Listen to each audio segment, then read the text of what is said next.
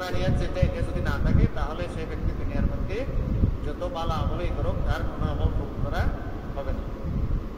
এই জন্য ঈমান কখন চলে যাচ্ছে, নেফাক কখন ঢুকতেছে, এই বিষয়ে সাহাবায়ে কেরাম রাদিয়াল্লাহু আলাইহিম আজমাইন সবসময় ভীত সন্ত্রস্ত থাকতেন। হযরত হামজা রাদিয়াল্লাহু তাআলা আনহুর ঘটনা আপনারা জানেন।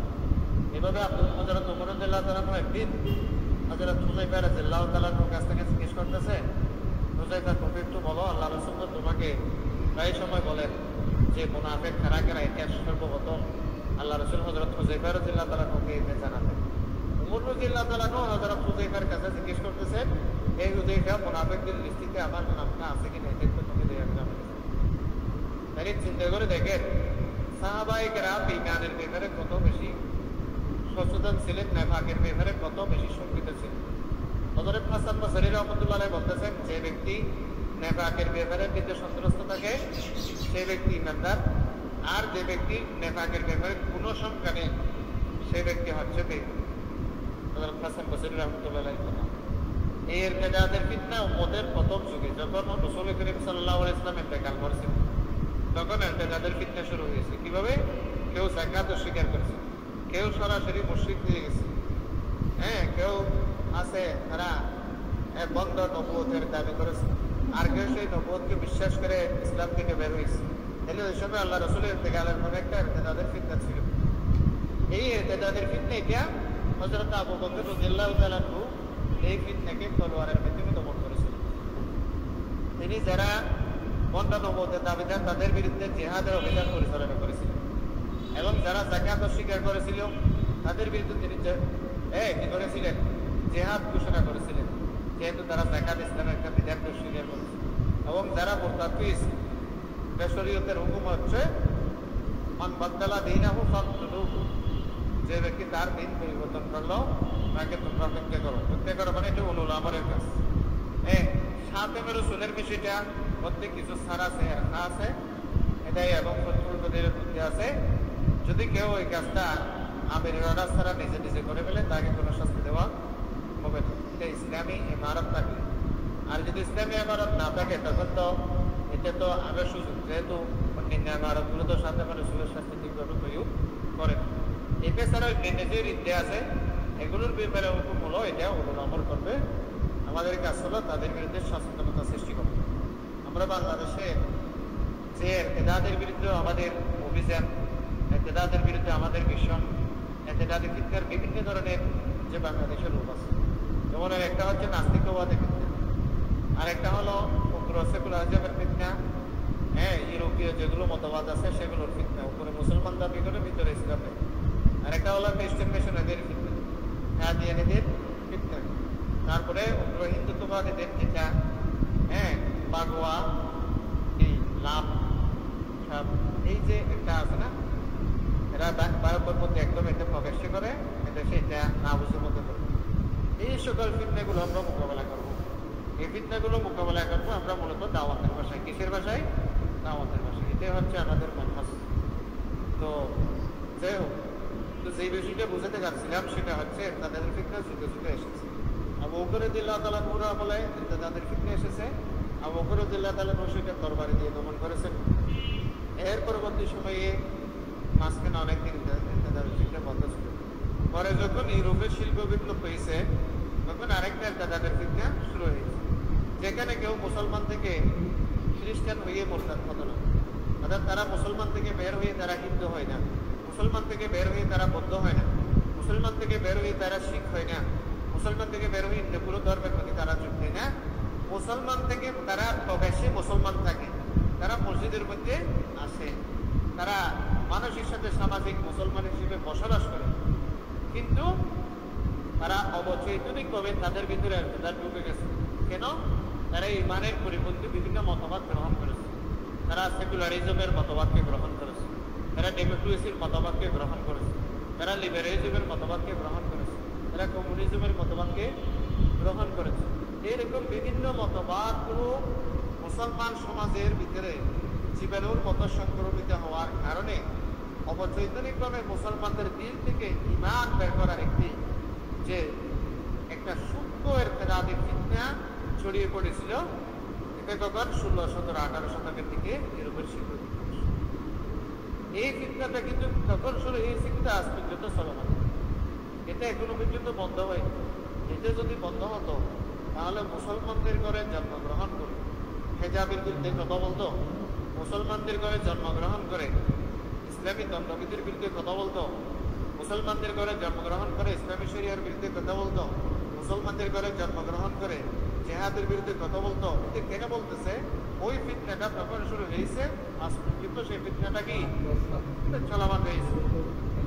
সৈয়দ আবুল হাসান আলী নাদিমি রহমতুল্লাহ আলাইহি বলেছেন যে পৃথিবীর মধ্যে যত ইরতিদাদের ফিতনা এসেছে, এর চেয়ে বড় ইরতিদাদের ফিতনা পৃথিবীতে আর আসেনি। কারণ এটা এমন ভাবে ঢুকেছে যে একে যে ইরতিদাদ, একে যে মুসলমানদের দিল থেকে ঈমান বের করে দিচ্ছে, এই বিষয়ে মুসলমানরা নিজেও জানেন। সেই জন্য বলতেছেন যে এর চেয়ে ভয়ঙ্কর কোন ফিতনা পৃথিবীর মধ্যে ইরতিদাদের ফিতনা পৃথিবীর মধ্যে সেটা তখন থেকে আজ পর্যন্ত সে ফিতনা চলমান।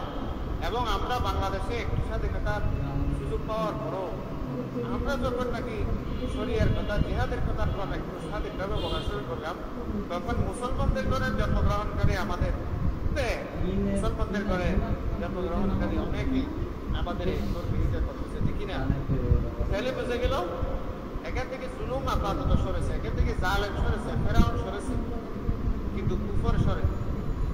সেকুলারিজমের যেই জীবাণু সেগুলো এখনো সমাজের মধ্যে সংক্রমিত। যে সকল মতবাদ সমূহ ইউরোপ থেকে আমদানি হয়েছে, যেগুলো মুসলমানদেরকে আঘাত করেছে, এগুলোর মধ্যে সবচেয়ে মারাত্মক হচ্ছে সেকুলারিজম। কারণ সেকুলারিজম এতে কখনো ইসলামের রূপ প্রকাশ করতে চায়। আর অন্যান্য যা মতবাদ আছে সেগুলোর এগুলো হচ্ছে, এটা হচ্ছে উম্মুল আমরাজ, এটা হচ্ছে অন্যান্য রোগের এটা হচ্ছে মূল উপাদান। এখান থেকে নজরুল শাখা প্রশাখাতে বের হয়ে গেছে। সেকুলারিজম শব্দটা ব্যবহার করতে না পেরে নতুন শব্দ ব্যবহার করেছে, সেটা কি বহুত্ববাদ। কি ব্যবহার করেছে?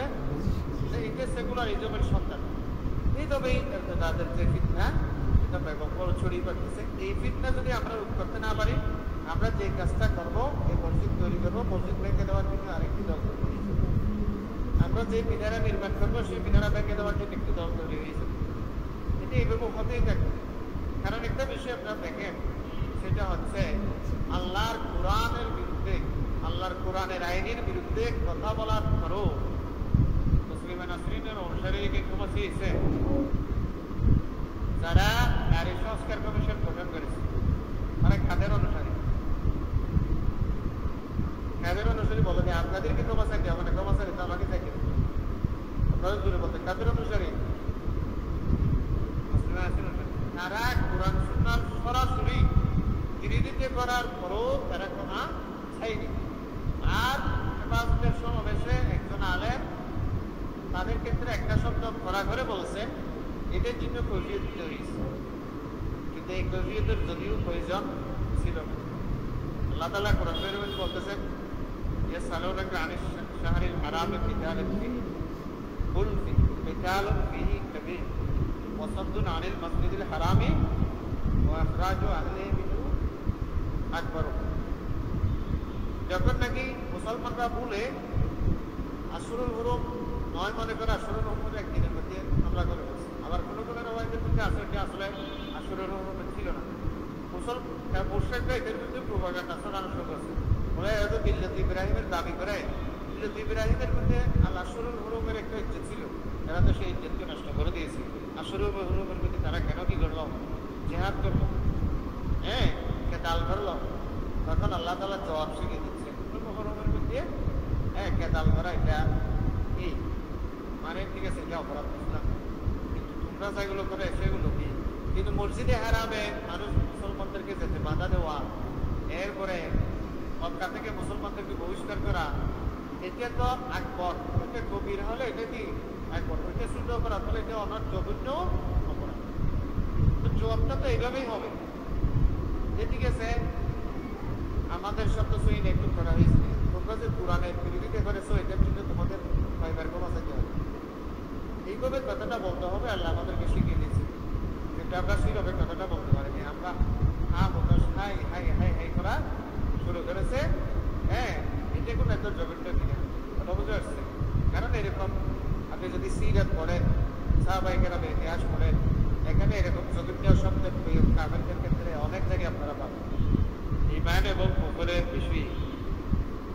আমরা নিজেরা সচেতন হব, পরিবারকে সচেতন করব, সমাজকে সচেতন করব, রাষ্ট্রকে সচেতন করব। এই বিষয়ে সচেতনতা না থাকার কারণে বর্তমানে এই যে জুলাই বিপ্লব হলো, জুলাই বিপ্লবের পরে সারা বাংলাদেশে যে বিষয়গুলো আলোচনা করা হলো সেটা হচ্ছে জুলাই বিপ্লবের মধ্যে দেশকে কিভাবে উন্নত করা হবে, অর্থনীতি কিভাবে শক্তিশালী করা হবে, জাতীয় নিরাপত্তা কিভাবে প্রতিষ্ঠিত হবে, এই বিষয়গুলো আলোচনায় এসেছে। কিন্তু মুসলমানদের মধ্যে যে অবচৈতনিকভাবে এরতেদাদের প্রকাশ এরতেদাদ ঢুকে যাচ্ছে, এগুলি থেকে কিভাবে বাঁচবে এই বিষয়ে আলোচনা কিন্তু এই আমাদের বিভিন্ন সেমিনারে, আমাদের লেখালেখিতে, আমাদের আলোচনায়, ওয়াজ মাহফিলে এগুলো খুব কম হয়েছে। এটার পরিণতিটা কি দেখে গেছে, এরতেদাদের একটি নতুন জোয়ার সৃষ্টি হয়েছে। নাউজুবিল্লাহ। এই এরতেদাদের ব্যাপারে অসচেতনতার কারণে আমাদের অনেকেই এরতেদাদের ফিতনার মধ্যে অসচেতনভাবে অজ্ঞাতসারে নিমজ্জিত হয়ে পড়তেছে। এই যে নারী নীতিমালা প্রণয়ন করা হয়েছে, নারী সংস্কার কমিশন গঠন করা হয়েছে, নারী সংস্কার কমিশনের এখানে বলা হয়েছে ধর্মীয় যে আইনগুলো এগুলো নারীদের প্রতি বৈষম্য সৃষ্টি করতেছে। নাউজুবিল্লাহ জোরে, নাউজুবিল্লাহ জোরে আমরা জোরে না বলি কথা বুঝে যাবে, আমরাও এই ব্যাপারে অসুস্থ।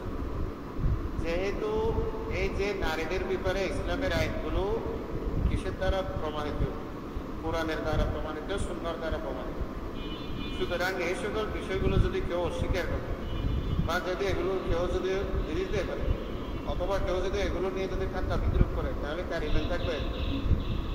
কিন্তু এই বিষয়ে আমাদের সচেতনতা না থাকার কারণে মানুষ এই ধরনের কাজের মধ্যে কেউ কেউ সাপোর্ট দিচ্ছে বা মনসমর্থন করতেছে।